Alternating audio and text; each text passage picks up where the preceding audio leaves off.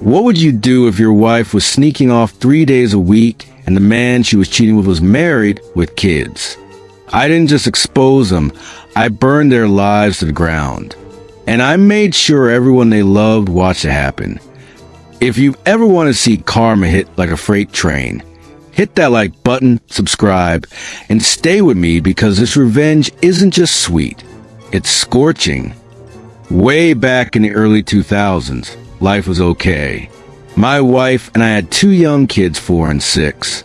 Our marriage wasn't perfect, but I never imagined betrayal could be brewing right under my nose. The first red flag? The kids started mentioning how they were spending a lot of time at their grandparents' house. My wife's parents lived 90 minutes away. It wasn't a casual drop-in, but they were going there multiple times a week. I asked my wife about it. She brushed it off, said the kids were confused, maybe exaggerating, but she's never been a good liar. Her eyes darted, her voice wavered. Something wasn't right. So I did what any suspicious, heartbroken husband might do. I started tracking the mileage on her car. Week after week, she was racking up an extra 400 miles. That wasn't random driving. That was a pattern. And then, fate handed me a loaded gun. She left a sticky note on the desk, her AOL password. I stared at it for hours, torn between trust and desperation. Finally, I logged in, and what I found shattered me. Email after email, exchanged between her and her college best friend, where they casually talked about her sleeping with one of her high school exes. They even mocked his wife, called her fat after having kids. I printed everything. My hands were shaking, but I wasn't ready to explode just yet. I called a friend, an old buddy from college, now a cop. He referred me to a private investigator named Ron. Guy was ex-law enforcement, quiet, efficient, and ruthless when it came to getting the truth. I handed him the emails and everything I knew. A week later, he handed me a report, a thick, damning dossier, complete with timestamps, motel addresses, and photographs that made my stomach twist. She dropped the kids off at her parents' to meet this guy for lunch, and then vanished into a dingy motel for hours. I didn't just feel betrayed, I felt obliterated. But I didn't yell. I didn't confront. I planned. My lawyer drew up the divorce papers. But I wasn't stopping there. I needed to know who this man was. Ron delivered again. His name was Bob. Married. 3 kids. A vice president of sales at his father-in-law's company. They lived in a house owned by the in-laws. It was practically gift wrap revenge. I made copies of Ron's report. One for me, one for my lawyer, and one for Bob's wife. On a bright Tuesday afternoon, my wife was served divorce papers at work.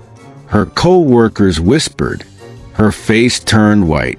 At the exact same time, Ron drove across town and knocked on the door of Bob's wife. He sat down with her and showed her every disgusting detail. The motel photos, the emails, the dates, the times. She didn't cry. She didn't scream. She went silent, calculating. Bob never saw it coming. Within 48 hours, his wife emptied their joint bank account, took the kids, and left.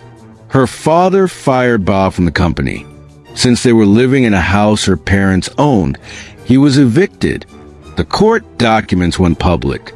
Ugly divorce proceedings followed. She filed for full custody and got it. At one point, Bob showed up at the house screaming, trying to force his way inside. Her brother stepped in and broke Bob's nose. Literally, restraining orders, police reports, criminal charges, court dates, jail time.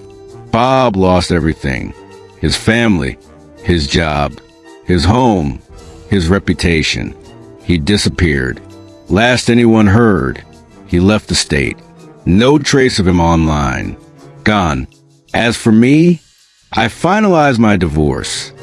I kept everything civil for the kids. I never screamed at her, never threatened. I didn't need to. She destroyed her own life, and I just handed her the matches. I don't hate her anymore, but I don't talk to her either.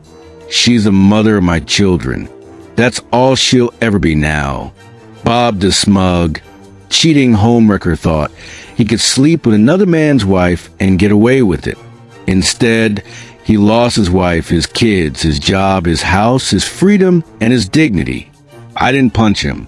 I didn't scream. I didn't break the law. I just showed the truth to the right people and let karma do the rest. They say living well is the best revenge. But sometimes revealing the truth is even better, because truth doesn't need to shout. It just needs to hit in the right place and destroy everything fake. If this story gave you goosebumps, smash that like button and subscribe to Vision by Suddy for more real-life revenge stories that hit deep. And tell us in the comments, what's the most savage revenge you've ever seen? Until next time, stay sharp and stay strong.